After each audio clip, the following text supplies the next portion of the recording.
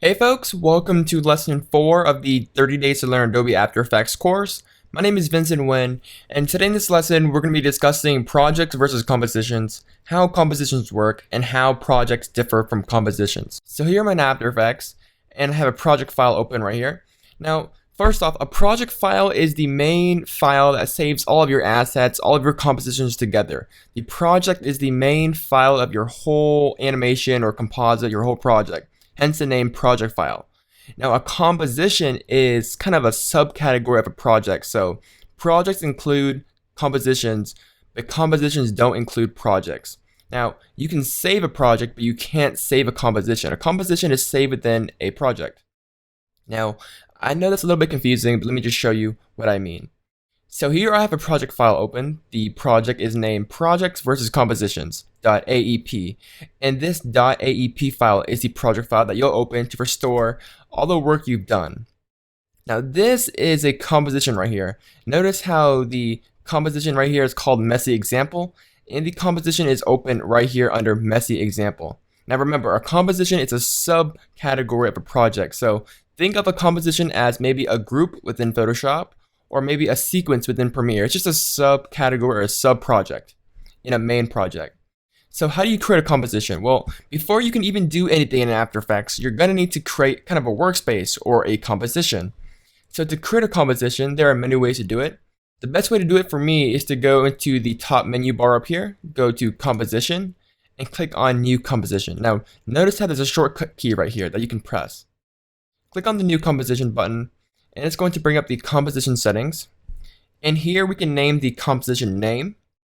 So let's go ahead and name our composition something random. Now, under the composition name, we have some basic settings for our composition, such as the resolution or size of our composition, specifically the width and height of the composition. We can also lock the aspect ratio, which is currently set to 16:9. Now, if you don't understand much of this stuff, you can always go into the presets and select a predefined preset for whatever you're doing.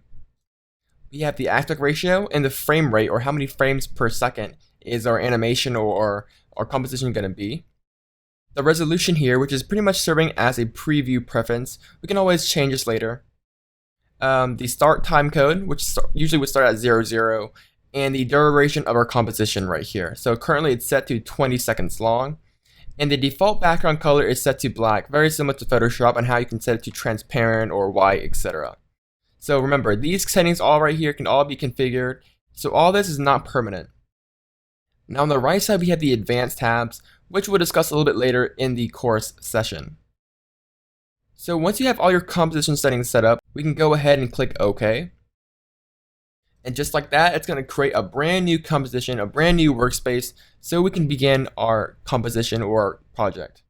Now notice how our composition right here is in the project media panel, so we can easily access it. The composition is also in the composition menu bar up here, so we can navigate through the different compositions that we have. So once you have a composition made, we can begin your animation, you begin your composite. So as you see, compositions are very important.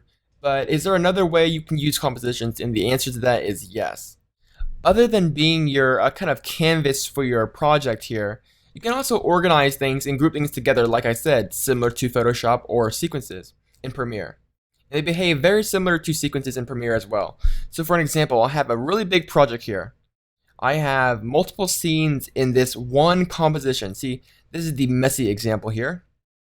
And have all these layers, all these scenes, all stuffed into one big composition. Now, this is very, very messy. And you can use compositions to kind of organize this a little bit better. And this should give you a really good idea on how and why to use compositions in the first place.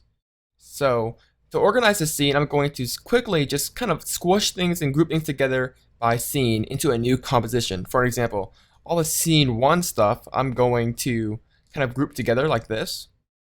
And then I'm going to go to layer and hit pre-compose.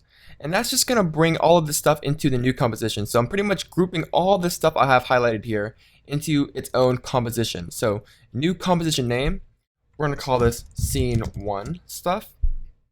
And we're going to move all the attributes into the new composition, which means it's going to move all the effects and all that stuff into the composition rather than staying on the outside. Again, we will be discussing this a little bit later. Hit OK. So now, rather than having all those layers displaying, it's all grouped into one composition right here, so it's easier to manage. And then we can group all of group 2 stuff right here. And then we can go to layer, precompose, call this scene 2. And finally, all of scene 3 stuff, we'll go to layer, precompose, and scene 3, stuff like that. And just like that, we've grouped all these stuff into 3 easily managed compositions, which we can displace in time normally like in Premiere. And just like that, we have organized our messy composition from a very messy scene to 3 individual scenes. So basically what I did was create one main composition. In this case, the messy example composition is our main scene. So let me just rename it real quick. We can go to the messy example, and this is our main composition. And in the main composition, we have all these individual compositions, scene 1, scene 2, and scene 3. So compositions are pretty much an awesome way to reorganize and arrange and manage all of your scenes, all of your assets, and all that stuff. So it's really a good habit to kind of organize all of your stuff in compositions. And later in the course, we'll be discussing how to procedurally use compositions to do some amazing, powerful, and dynamic stuff for easy change. So that's pretty much it. Remember, compositions are sub-projects of a project, and the project file is the main project that contains all of your compositions, all of your assets. So if you want to save a project and all of your compositions, simply go to File, and then you have a few options here: Save, Save as Copy, and Save a Copy as XML.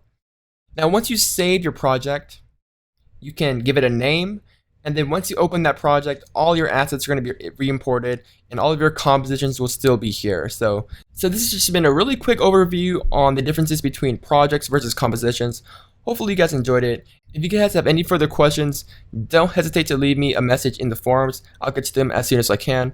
Now in the next lesson, we're going to be discussing the timeline in depth. We'll be talking about layers, duration, basic cuts, and additional options within the timeline. So that's pretty much it, guys. Thank you for watching, and I'll see you guys next time in the next lesson. Bye, guys.